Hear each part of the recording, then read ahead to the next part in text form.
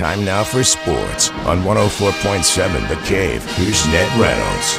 Ned Reynolds, Mikey Intern, back in the studio Monday morning, back to work. Chiefs, for the 9th time, clinch the AFC West. Amazing show, and the score is 19-17, Chiefs over the Chargers. And actually, Mike, that's deceptive. It's really not as close as that appeared to be. At really no time in this game, and I'm speaking literally, at no time did I feel like the Chiefs were ever threatened. Even when they were behind by 14-13 and then 17-16, really felt like they had a chance and would win the game. Then it comes down to that field goal to close it out. Excellent time management by the Chiefs. Excellent. And by Mahomes, the square outs, the little pass floaters that he has that gain yardage, that get you up there close. Not designed to score a touchdown, just to get in field goal position. And then to have the field goal itself, the kick, rocket off the upright and fall in fair, so to speak, territory over the crossbar. That's pretty good. 1917, Kansas City wins it. They own the American Conference West. 9th straight year they've won the thing. And it looks right now, barring some kind of a collapse, that the Chiefs will, all road to the Super Bowl in the AFC will lead through Kansas City. I have to think that's going to be the case. Now, there are some who will say, come on, they're just not playing Chiefs football. Yes, they are, too. They are playing it. Spagnuolo's defense is nothing short of outstanding. It's an all-pro defense. And what they do, they're not responsible for the scores, but when they harass the backfield the way they did with Herbert last night, had him running. Actually, Mahomes was sacked a number of times last night as well, but doesn't seem to bother him as much as it does disrupt the opposition's whole scheme of things on offense. And it isn't just the quarterback, it's the running backs, it's everybody. And the Chiefs, who are so fast and so good at defense, are really making the most of it. They absolutely are. And you've said it for the entire time that we've worked together. It's professional football. And you look at what happened in the Lions-Packers game last Thursday. Lions almost got their butt kicked by the Packers. You look at what happened in L.A. yesterday. The Bills, arguably one of the greatest teams in the NFL, got beat handedly by the Rams. Man, so again, 44-42 is not handily. It is in fact a close game. It was a shootout, but they won the game. Los Angeles won it. Yeah, but again, still, it's the league. And so all these close victories, all these guys that are like, Chiefs are the Chiefs, again, they're playing for their life every Sunday. Well, I think that's a bit of hyperbole. Their life, they're playing for their pro football careers and for the year in pro football. But again, the fact remains that they're doing it their way. Mm-hmm, they're dictating the tempo. They're playing defense, and defense is what's the key. Mahomes doesn't have to show himself out, doesn't have to run with the ball on every occasion.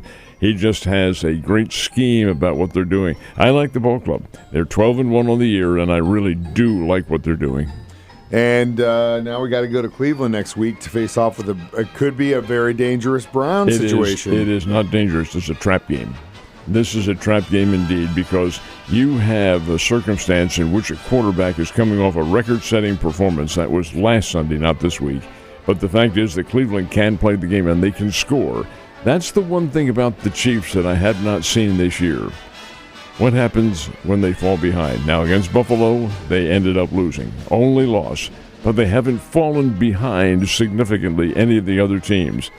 They could at Cleveland. We'll see what happens. Yeah, we'll see what they got to do to respond to that. So, how was Josh's temperature in Ned Talk yesterday? We both are Alabama fans. I'm not as much of a fan as he is, but really thought that Alabama, under another circumstance, which I'm going to talk about here in a second, probably should have been in there, but by the same token, it is not wrong that they were ejected, and we're speaking in relative terms here. Alabama was number 11 in the 12-team field, but Southern Methodist lost their conference championship game, still had an outstanding record, and the way they lost it on a 56-yard field goal at the gun, that's tough to swallow. Southern Methodist stayed in. Alabama was kicked out of the tournament. Other than that, the matchups for the first four games are really interesting. Now, these are the first four. These are kind of a play-in circumstance when you consider everything, because the quarterfinals and semifinals will be bowl games. Well, anyway, those first 4 games. How about Tennessee, the Tennessee Volunteers, playing at Ohio State in Columbus? That just doesn't happen.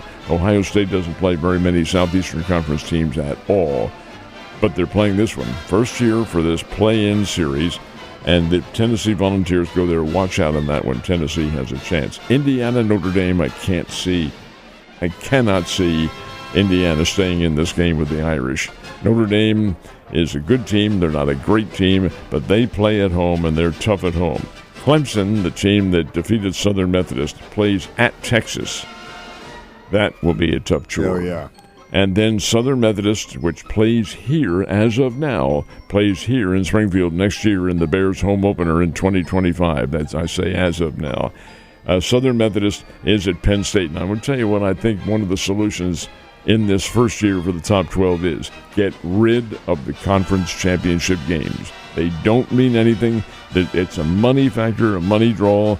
And, yeah, the bowl committee, the championship committee, has taken into consideration the fact that those games are being played.